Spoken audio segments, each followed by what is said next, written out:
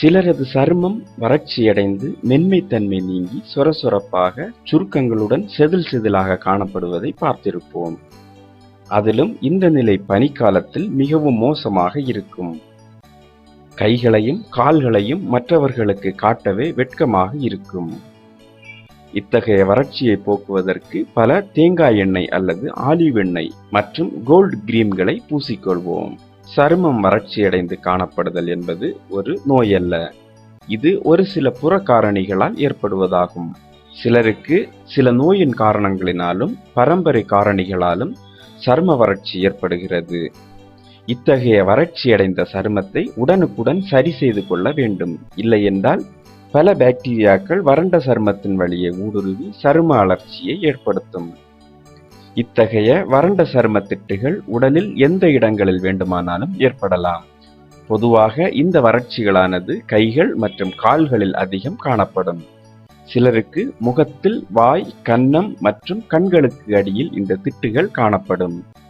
ஆனால் பலருக்கு இந்த வறட்சி எதனால் ஏற்படுகிறது என்பது தெரியாது. சரும வறட்சி பல காரணிகளால் ஏற்படுகிறது. அதில் முதன்மையானது காற்று. உலர்ந்த காற்றினால், முக்கியமாக ஏசி அறைகளில் மணிக்கணக்கில் அமர்ந்திருப்பதால் சருமம் வறட்சியடையும். ஏனெனில் உலர்ந்த காற்றானது சருமத்தில் உள்ள நீர்ச்சத்தை வெளியேற்றி சருமம் களை இழக்க செய்யும். அது மட்டுமல்லாமல் சரும வறட்சியானது மிக குறைந்த வெப்பநிலை, மிக குறைந்த ஈரப்பதம் மற்றும் பயங்கரமாக அல்லது மிக வேகமாக அடிக்கும் காற்று போன்றவற்றாலும் ஏற்படும். வெந்நீர். அதிக நேரம் வெந்நீரில் சருமத்தை நனைப்பதாலும் சருமம் வறட்சியடைந்து விடுகிறது. பொதுவாக சருமத்தில் இயற்கையாக உள்ள எண்ணெய் பசையானது சருமத்தை நன்கு பாதுகாத்து இறுக்கமாக இருக்க உதவும்.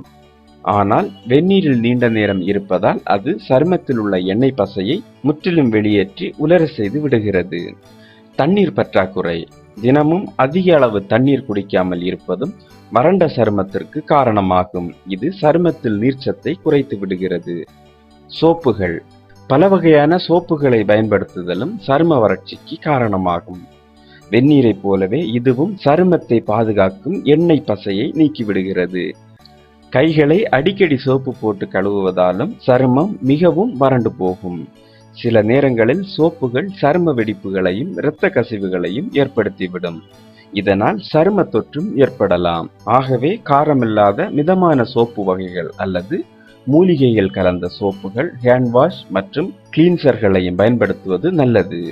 மிக அதிகமாக சருமத்தை ஸ்க்ரப் செய்வதாலும் சருமம் வறண்டுவிடும். சருமத்தை இவை அதிகம் உராய்வதால் எண்ணெய் பசை நீங்கி சருமம் வறண்டு விடுகிறது. எனவே ஸ்க்ரப் செய்யும் போது கைகளையோ அல்லது மெல்லிய ஸ்க்ரப்பர்களையோ பயன்படுத்த வேண்டும். மருந்துகள். சில மருந்துகளின் பக்க விளைவாகவும் வறண்ட சருமம் ஏற்படுகிறது. அதிக இரத்த அழுத்த நோய்களுக்கு பயன்படும் டயூரெட்டிக்ஸ் மருந்துகளாலும் பரு மற்றும் ரெட்டினாய்டு போன்றவற்றிற்கு பயன்படுத்தும் மருந்துகளினாலும் வறண்ட சருமம் ஏற்படும். நோய்கள்.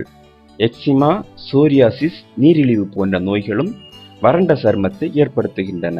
ஏனெனில் இவைகளால் இரத்தத்தில் உள்ள குளுக்கோஸின் அளவு அடிக்கடி மாறுபடுவதனால் சருமம் வறட்சியடைகிறது.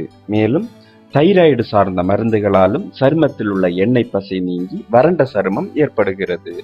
அது மட்டுமின்றி சத்தான மற்றும் சரிவிகித உணவு வகைகளை சாப்பிடாமல் இருப்பதும் சரும வறட்சிக்கு காரணமாகும். அதுவும் வயதான பெண்களுக்கு ஹார்மோன்களின் மாறுபாடுகளால் வறண்ட சருமம் ஏற்படுகிறது. மேலும் வீடியோக்களுக்கு சேனலை சப்ஸ்கிரைப் செய்யுங்கள்.